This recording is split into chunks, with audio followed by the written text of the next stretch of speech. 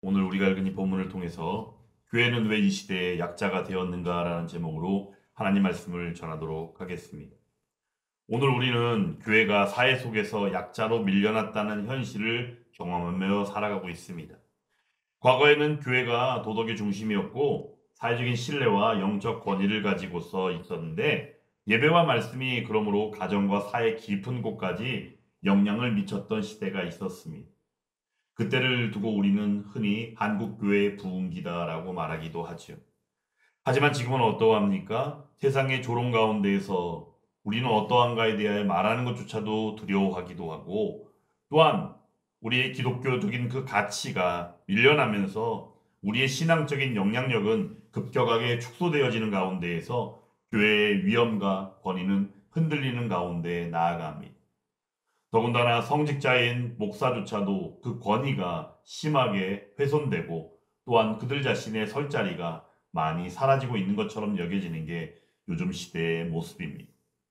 오늘 본문은 우리가 바라볼 때 우리가 경험하거나 느끼고 있는 교회가 약해지고 있는 그 원인들을 하나하나 정확하게 보여주는 하나님의 진단서라고 말할 수 있는 사사시대의 말씀입니다.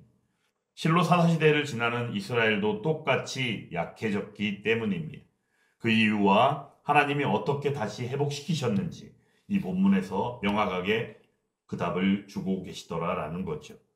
오늘 말씀을 통하여 그러므로 이 시대 가운데 왜 교회가 약자처럼 보이게 되었는지 그리고 또한 우리가 어떻게 해야 하는지에 대하여 말씀을 통하여 온전히 깨달아 묵상하는 시간이 되기를 원합니다. 교회를 약하게 만든 이유는 과연 무엇일까? 오늘 말씀을 통하여 볼 때 여호수아가 죽고 난 이후에 다른 세대가 나왔을 때 그 다른 세대는 어떠했습니까? 하나님을 알지 못했다라고 말합니다. 신앙의 세대 단절이 교회를 결국에는 약하게 만든 것이에요. 우리가 바라볼 때 어떠합니까? 모세가 그 유언과 같이 말씀한 내용 가운데 신명기의 말씀을 통하여 보여주신 말씀의 핵심이 바로 무엇이었습니까? 그 후손들에게 자녀들에게 어떻게 하라는 겁니까? 상황 가운데가 아니라 일상을 통하여 늘 때마다 하나님의 말씀을 통하여 살아가게 하라라고 명령하였다는 겁니다. 사실 그것은 어떤 권면의 메시지가 아니라 오히려 명령이라 받는 것이 마땅합니다. 왜냐하면 하나님의 뜻이 그러하고 하나님이 세우신 지도자가 그 뜻을 받아 말씀했기 때문이다라는 거죠. 오늘 말씀 가운데 통하여 볼 때 그러므로 교회가 약화되어진 아니 이스라엘이 사사시대에 접어들면서 그들이 약화되어진 가장 큰 원인을 우리는 세대가 단절되어짐으로 볼 수 있더라라는 겁니다. 세대가 하나님을 모를 때 하나님의 백성은 어떠했어요? 늘 때마다 약해진 그들의 모습을 우리는 말씀을 통하여 늘 보았다라는 겁니다. 광야 생활하는 가운데서도 그들은 방황한 것 같고 그들은 긴 시간 동안 어리석은 모습을 보인 것 같지만 실상 그 시작은 그러했고 또한 그들의 범죄와 불순종을 통하여 어쩔 수 없이 그러한 경험들을 할 수밖에 없었지만 그 경험은 오히려 어떠했습니까? 하나님을 만날 수 있는 시간이었고 또한 하나님이 그들을 훈련하시며 단련시키는 시간이었음을 우리는 잘 알고 있다라는 겁니다. 그리고 여호수아의 세대도 마찬가지로 하나님께서 함께 하심을 말미암아 늘 그러한 모습들이 함께 했음을 우리는 기억하지 않을 수 없습니다. 그런데 여호수아가 죽고 난 이후 세대, 즉 사사 시대에 접어들면서 그들의 모습, 이스라엘의 모습은 어떠했습니까? 하나님이 누구신지도 알지 못했고 하나님이 누구신지를 알지 못하다 보니 어떠해요? 그들의 조상, 그들의 선조들을 위하여 하나님이 어떤 일을 하셨는지 아니 그들이 숨쉬고 있는 그 순간조차도 하나님이 어떻게 계시는지에 대하여 전혀 알지 못했더라라는 것입니다. 오늘 한국교회도 사실 마찬가지입니다. 교회는 어떤 건물을 크게 짓다 보니까는 교회가 힘들어지고 사실 재정적으로 힘들어진 부분들은 있을 수 있겠지만 교회가 약해진 것은 아니더라라는 겁니다. 그러므로 우리가 바라볼 때 다음 세대, 즉 미래 세대가 하나님을 모를 때에는 어떠해요? 교회는 약해질 수밖에 없다라는 겁니다. 요즘 우리가 살아가는 이 시대는 어떠합니까? 실제 가정에서 바라볼 때 가정 예배 없지요. 말씀에 대한 양육 전혀 없다는 것입니다. 왜냐하면 부모가 자녀를 양육해야 되는데 부모가 한마디 했을 때 자녀들이 이것을 순종함으로 받아들이면 그나마 다행이지만 요즘 세대는 어때요? 자기 마음대로, 자기 멋대로, 자기 생각대로 자기가 알아서 한다라는 이야기가 그들의 말 가운데는 늘 나오는 이야기더라라는 겁니다. 실제적으로 사사기의 말씀을 통하여 볼 때 사사시대의 모습이 어떠했습니까? 자기들의 마음에 그냥 되는 대로 그렇게 행했던 모습들이 실제 사사시대의 말씀의 내용들이 아닙니까? 그러므로 가정에서의 말씀 교육이 사라졌다는 것은 교회가 약화될 수밖에 없는 모습이었고, 더 나아가서는 그들을 가르쳐야 되는 부모들이 오히려 하나님의 말씀과 예배 생활을 하는지는 모르지만 그 가운데에서 또한 그것을 삶으로 살아가기보다는 오히려 그들에게 잘못된 모습을 보이는 경우들도 너무나도 많다라는 겁니다. 실제 우리가 볼 때 교회가 한국 교회가 왜 이렇게 되었는가에 대하여 우리가 진단하고 이야기할 때 어떤 이들은 하나님의 말씀이 교리나 그냥 가르치는 것에서만 지나쳤기 때문에 그 삶이 그냥 엉망이 되어버렸다라는 이들도 있습니다. 하지만 그것은 한 반은 맞는 이야기일 수 있지만 반은 틀린 이야기입니다. 왜냐하면 하나님의 말씀은 처음부터 끝까지 영원까지 없어지지 아니하는 늘 변하지 않는 불변의 말씀이 하나님의 말씀이기 때문이다라는 겁니다. 하나님께서는 말씀을 통하여 믿음을 말씀하셨고 또한 그 믿음에서 끝나는 것이 아니라 그 믿음이 결국에는 삶으로 열매 맺어지는 것을 우리에게 말씀하여 주셨습니다. 그러므로 어찌 보면 예배를 통하여 또한 수많은 성경 공부를 통하여 그들이 접한 것은 교리와 지식에 끝났다라고 이야기하며 삶을 가르치지 않았다라고 말하는 것은 어찌 보면 잘못된 이야기다라는 겁니다. 그럼에도 불구하고 또한 교육이 잘못된 부분도 있을 수 있겠지요. 왜냐하면 지식적인 어떤 주입에만 입장하다 보니 결국에는 그러한 모습들로 나아가게 되었다라는 것입니다. 하지만 중요한 것은 무엇입니까? 하나님의 말씀은 지금도 변하지 아니하며 그 믿음을 말씀하심에 그 삶도 따라가라라고 말씀하여 주셨더라라는 겁니다. 그러므로 가정에서 말씀 교육이 사라지고 또한 그 자녀들을 가르쳐야 되는 부모가 신앙의 모범이 되어야 하는데 오히려 그 모범이 되지 못하는 모습들을 통하여 그리고는 더 나아가 교회에서 교회학교, 주일학교가 온전히 그 말씀을 가르치고 아이들에게 신앙의 세대를 이어나갈 수 있도록 해야 되는데 그것조차도 어떠합니까? 요즘 시대의 흐름이나 요즘 시대의 요구에 발맞추는 모습들이 한국교회의 주일학교의 모습 가운데 있더라라는 겁니다. 그러므로 우리가 볼 때 교회는 본질적으로 그 기반을 잃어버리게 되었다라는 겁니다. 요즘 시대는 실제 공교육이 무너졌죠. 그리고는 사교육은 어떠합니까? 걷잡을 수 없는 소용돌이 가운데 없으면 못 가르치고 있으면 그나마 가르칠 수 있는 현실이 되어버렸습니다.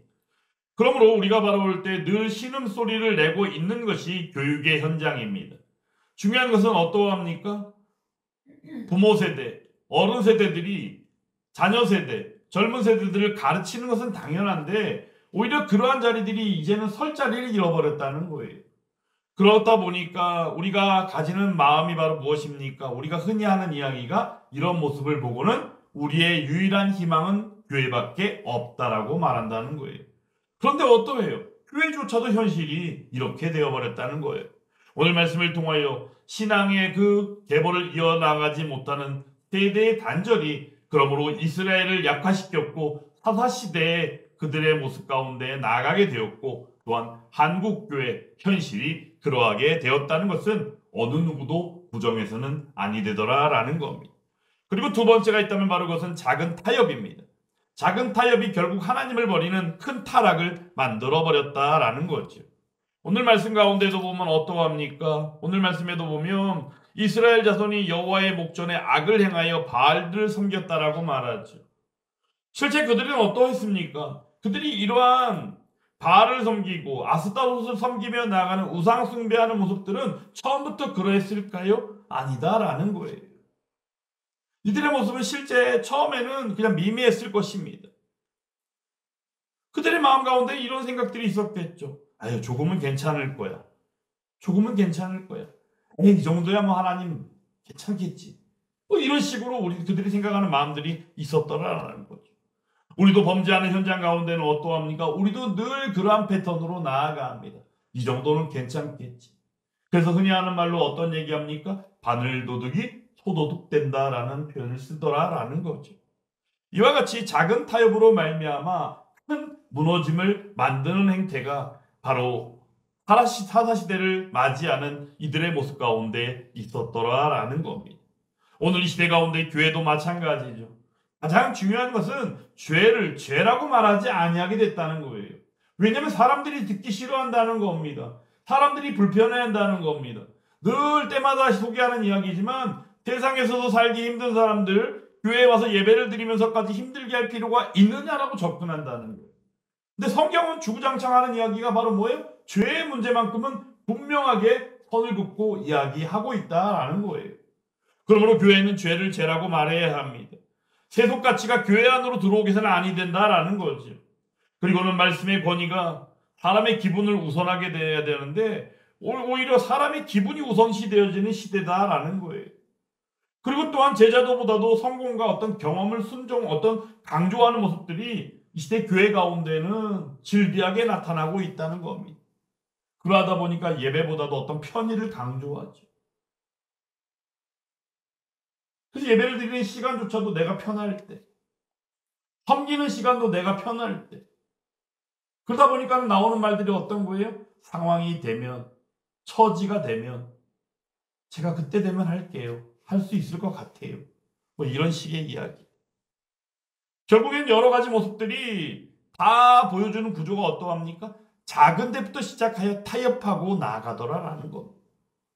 작은 타협이 쌓여서 결국은 하나님을 등지는 신앙 구조를 만들어버렸다라는 겁니다. 사랑하는 여러분, 이 시대의 한국교회는 이처럼 작은 타협, 그래서 우리가 흔히 하는 이야기가 바로 무엇입니까? 세상이 요구하기에 우리는 바뀌어야 된다라고 말한다는 거예요. 하지만 중요한 것은 뭡니까? 교회는 바뀌어야 되는 것이 아니라 항상 개혁되어야 한다라는 거예요. 여기서 말하는 개혁의 의미는 바로 무엇입니까? 여호와께로 돌아가는 것이며 말씀으로 회복하는 것임을 우리는 분명히 기억해야 합니다. 그러므로 하나님을 잊는 순간에 교회는 자동으로 약자가 될 수밖에 없습니다. 오늘 말씀에도 보면은 14절 말씀 가운데 무엇이라 말씀합니까? 여호와께서 이스라엘에게 진노하사 어떻게 하셨어요? 노력하는 자의 손에 넘겨주사라고 말씀하셨다라는 거예요. 하나님께서 직접 말씀하셨죠. 너희가 약해진 이유는 바로 무엇이다? 너희가 약자가 된 이유는 바로 무엇이다? 너희가 나를 버렸기 때문이다라고 말씀하셨다라는 거예요. 교회가 약해진 것은 사회적인 어떤 영향력 때문도 아니고 시대적인 변화의 요구 때문도 아닙니다. 그리고 시대가 바뀌어져서 어떤 문화가 달라졌기 때문도 아니다라는 거예요. 교회가 약해진 가장 큰 이유를 우리는 여기서 찾아야 됩니다. 바로 뭐예요? 영적 이유다라는 겁니다. 하나님을 잊을 때 예배는 무엇이 됩니까? 형식에 지나지 않게 돼버립니다. 기도는 어떻게 돼요? 시간 때문에 사라져버린다라는 거예요. 그리고는 말씀은 우리의 마음 가운데 흔들지 못하고 또한 복음의 능력도 흐려지게 될 수밖에 없더라라는 겁니다. 그러므로 교회의 영적 권위는 어떻게 됩니까? 사라질 수밖에 없게 되는 것이죠. 제가 방금 전에 소개해드린 이런 내용들 여러분들과는 전혀 상관없는 이야기 같이 들리십니까? 아닙니다. 저조차도 살아가면서 제 상황과 처지 가운데에서 이런저런 것들을 타협하고 나아갈 때가 있습니다. 그리고 나아가면 잠시 지나고 나면 정신을 똑 차리고 보면 결국에는 내가 실수했구나라는 생각을 인정하지 않을 수 없게 되더라라는 거죠. 오늘 이스라엘은 사사시대를 맞이하여 그들이 가지고 있는 어떤 무기가 부족해서 약해진 것이 아니라 하나님을 잃어버렸기 때문에 약해졌다라는 겁니다. 이 사실을 우리는 인정할 수 있어야 됩니다. 그렇다고 한다면 하나님께서는 이 약자가 된 이스라엘을 바라보시고 하나님께서는 어떻게 하셨어요? 하나님의 일하심이라고 할 수 있는 그 징계를 통하여 백성을 깨우시고 돌이키게 하시더라라는 겁니다. 오늘 말씀 16절 말씀 같이 한번 읽어보겠습니다. 여호와께서 사사들을 세우사 노략자의 손에서 그들을 구원하게 하셨으나 아멘. 하나님께서는 어떻게 하셨어요? 하나님의 일하심인 바로 징계를 통하여 그들을 깨우시고 또한 돌이키게 하시는데 그 돌이키게 하심 가운데 때마다 어떻게 하셨다고요? 사사를 세우셨다는 거예요. 사사를 세우셨다. 하나님께서는 때마다 사사를 보내셔서 계속하여 그 약속을 이루어 가시고 그 구원하시는 하나님을 그들에게 만나게 하셨다라는 겁니다. 우리가 여기서 먼저 중요하게 보아야 할 것은 하나님의 징계에 대한 부분입니다. 하나님의 징계를 생각할 때 우리는 어떻게 합니까? 하나님께서 그들을 버리셨구나 여긴다는 거예요. 근데 그것은 버리셨구나가 아니다라는 거예요. 하나님께서는 그들이 돌아오기를 기다리신다라는 거예요. 우리랑 생각하면은 힘들 때면 그냥 힘들게만 생각한다는 거예요. 근데 그 힘듦이 오히려 돌아오라는 메시지임을 우리는 기억해야 하는 것이에요. 하나님께서는 이스라엘이 어려움에 빠질 때마다 부르짖는 소리를 들으셨고 사사를 세우시며 구원하셨다고 그랬죠. 그런 가운데 나타났던 그 징계의 모습들은 어떠했습니까? 심판이 아니다라는 거예요. 백성을 깨우시는 하나님의 회복의 손길이었음을 우리는 기억해야 하는데 그러하지 못하다라는 겁니다. 요즘 시대에도 우리 교회가 약해 보이고 때마다 약자로 되어진 것처럼 여겨짐에 우리의 생각은 어떠해요? 한탄할 일이 아니다라는 겁니다. 안타까울 일만으로 그쳐서는 아니 되더라라는 거예요. 그럴 때마다 우리는 우리의 자신을 돌아볼 수 있어야 돼요. 우리의 자신을 돌아보고 하나님의 말씀에 빛비추어 우리가 볼 수 있어야 하더라라는 겁니다.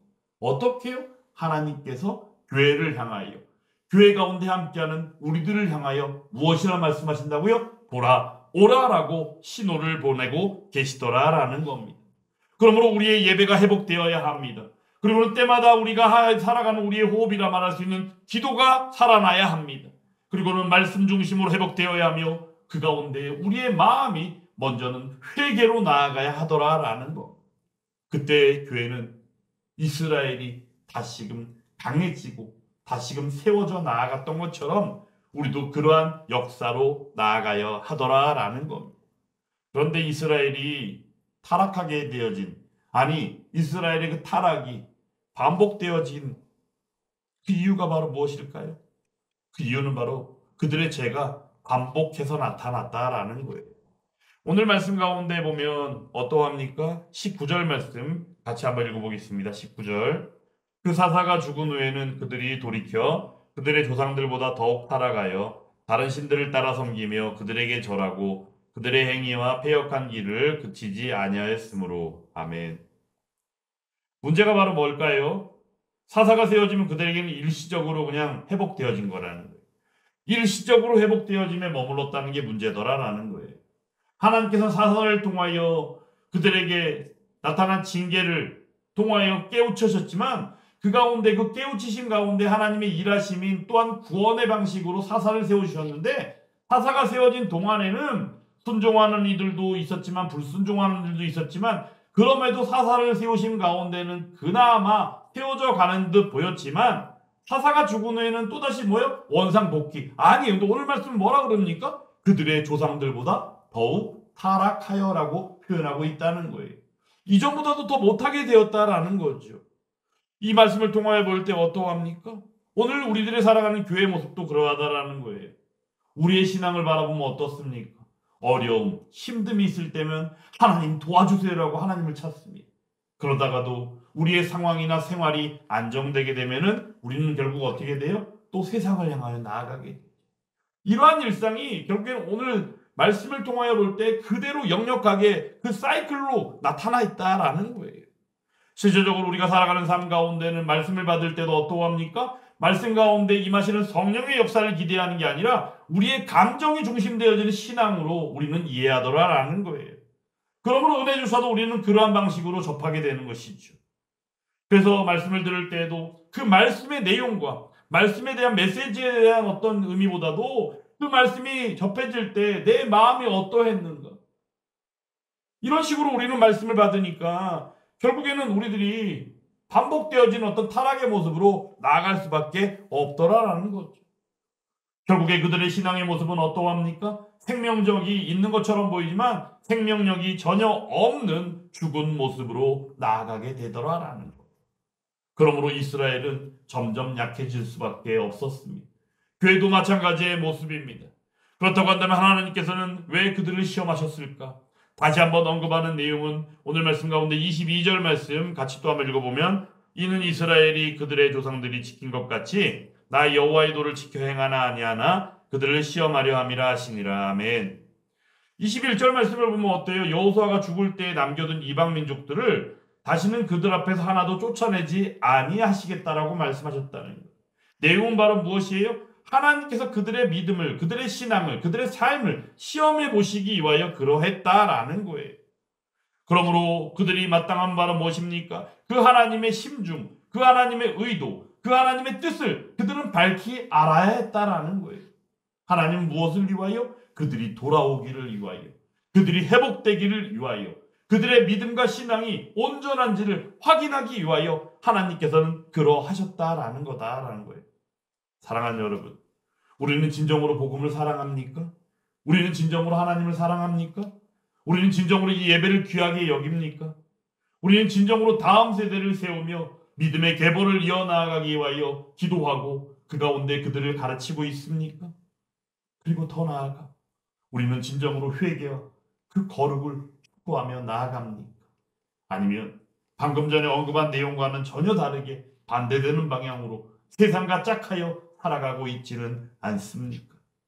오늘 사사시대를 맞이하여 여호수아가 죽은 이후에 그들은 바알과 아스타롯을 섬기며 나아갔습니다. 아니 먼저는 여호와를 알지 못하는 세대 가운데 그 믿음의 신앙의 세대 단절을 통하여 그들은 여호와 하나님을 알지도 못했고 하신 일이 무엇인지도 알지 못하는 가운데 이방 신들을 섬기는 우상 숭배의 모습으로 나아갔습니다. 그러므로 우리가 바라볼 때 이 교회가 약화되어진 이 시대를 통하여 먼저 우리가 하나님께서 우리에게 우리의 믿음을 시험하시기 위하여 이런 귀중한 시간을 주셨음을 기억하고 온전히 여호와 하나님께 돌아가는 은혜를 간구하는 저와 여러분들이 되어야 될 줄 믿습니다. 오늘 말씀을 통하여 우리의 대답은 분명해야 합니다. 교회는 하나님의 백성들의 모임입니다. 하나님은 교회를 어떻게 하셔요? 포기하시는 분이 아니다라는 거예요. 교회가 약해진 이유는 분명하죠. 앞서 순서적으로 언급해 드렸습니다. 다음 세대가 하나님을 잊었기 때문이고 작은 타협이 쌓였기 때문이며 하나님을 전반적으로 잊어버렸기 때문이다라는 거예요. 사사를 세우셨지만 사사가 있을 때는 그나마 좀 나아지는 듯 싶었지만 사사가 죽은 이후에는 오히려 더 타락되어진 그들의 모습, 결국에는 일시적으로 회복되어진 모습만 반복했기 때문이다라는 겁니다. 그런데도 불구하고 하나님께서는 우리들에게 요구하십니다. 아니 우리들을 바라보시고 일하십니다. 어떻게 해요? 우리의 믿음에 우리의 삶이 어떠한가를 보시기 위하여 하나님의 계획으로서 우리에게 이 현실을 우리에게 목도하게 하셨다라는 겁니다. 이런 상황들을 우리가 인지하고 느끼면서도 아무렇지도 않다면 우리의 영은 죽은 것이나 마찬가지다라는 겁니다. 사랑하는 여러분, 하나님께서는 여전히 사사를 보내셨고 그 가운데 그 구원자를 우리에게 우리의 하나님 예수 그리스도를 보내심으로 그 은혜를 베풀어 주셨습니다. 그럼 우리 시간 이 말씀을 받고 우리가 진정으로 인식하는 가운데 나아갈 수 있기를 원합니다. 그리고는 호세아서 6장 1절의 말씀을 우리가 되새기며 우리가 믿음으로 고백할 수 있기를 간절히 원합니다. 오라 우리가 여호와께로 돌아가자. 여호와께서 우리를 찢으셨으나 도로 낫게 하실 것이요 우리를 치셨으나 싸매어 주실 것임이라. 아멘. 이 말씀을 받고 이 말씀을 기억하며 우리가 하나님께 온전히 돌아갈 수 있기를 간절히 원합니다. 그때 하나님께서는 반드시 교회를 다시 강하게 세워주실 줄 믿습니다. 이유는 바로 무엇이에요? 교회는 하나님께서 말씀하심에 반드시 승리케 하시겠다라고 말씀하셨기 때문입니다. 우리의 영을 깨우고 그 가운데 믿음으로 고백하며 함께 기도함으로 나아가 그 자리를 지킴으로 반드시 승리하는 교회를 소망하게 되어지는 저와 여러분들이 다 될 수 있기를 주님의 이름으로 축원합니다.